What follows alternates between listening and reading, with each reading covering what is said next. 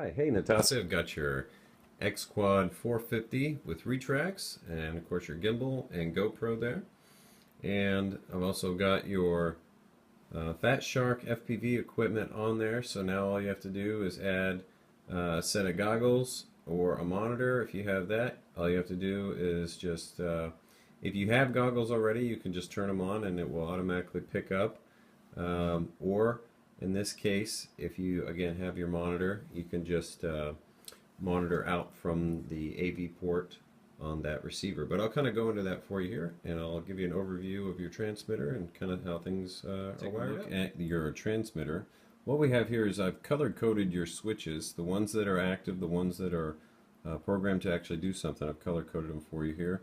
The other ones, though, like these switches here that are not color-coded, those are not actually in use, so they're not going to have any sort of effect on there. So at this point right here, what we've got is your, let's start with the green one. That's your flight mode switch. So in the 0 position or all the way up, that's going to be GPS. It always just starts out, defaults to GPS mode. Into the center position there is attitude mode, so that makes it more sporty when you fly around. And then, of course, the bottom position is full manual mode, which will be, you need constant stick input to control the quadcopter at that point. Regardless of what flight mode you're in, over here this red one, when you flick this one forward like this, it'll go into failsafe, return to home, it'll fly back to where it started, landed, and it will shut off the motors for you. So you're good to go. The black one right here is for your RetraX, and I did a little flight test video for you, and you'll be able to see how those are demonstrated. When you flick this switch, your landing gear will go up.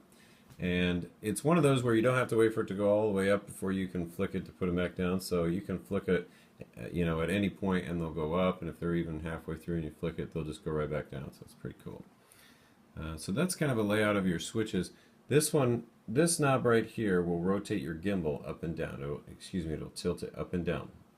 And then this one right over here is for your gains. Rotating this will adjust how the quad flies. Right now I have your gains set to where it flies perfectly, so you won't need to adjust that. The only things, like I say, you'll need to do are the switches that are color coded, if you need those, and then like I say right here, this is for your tilt of your camera on your gimbal. So let's take a quick look at the quad itself. Okay, I went ahead and plugged in the battery here to show you the LEDs. We got green in the front, and we actually have white in the back. You can kind of see that there, white in the back. And that's all set up. Your gimbal is all hooked up here, so I'll just kind of give you a demonstration as I tilt that. You'll see that it's working there. So what we have here is, like I say, we've got your gimbal, it's auto-stabilized, but of course when you rotate this knob right here on the transmitter, your gimbal will go up and down, will rotate. Pretty cool. So rotating that knob there will do that. Okay, and so for FPV, I have your video transmitter. You can kind of see it right underneath here with the Fat Shark antenna coming out of it. So all you'll need to do is just plug in the auxiliary battery, which I have included for you. Got it right here.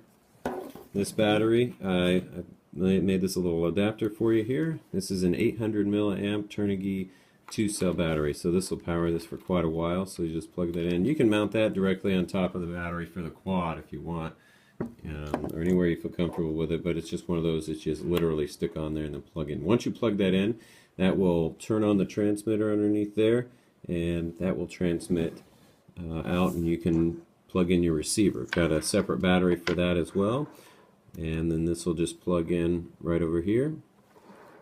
This is like your AV out, so your monitor will plug directly into here, or goggles or whatever you have for that. So this is completely FPV ready, so just literally plug in a monitor and you'll get your image on there. And of course you've got your polarized antenna back here. Everything is ready and set up for you on your FPV. As far as using your GoPro, all you'll need to do is, I've supplied this GoPro live video out cable. All you'll need to do is just, I don't have it plugged in here, but you'll just plug that right in there, and that will give you the image from your GoPro to your receiver, to whatever monitor you have plugged into it. So that's all you need to do on that.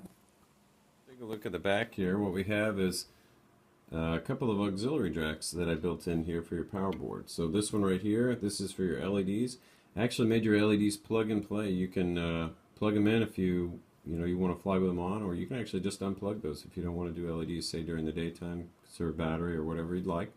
This is your gimbal. That will plug directly into this auxiliary port right here. And so you're good to go to have that automatically come on whenever you plug your battery directly into here.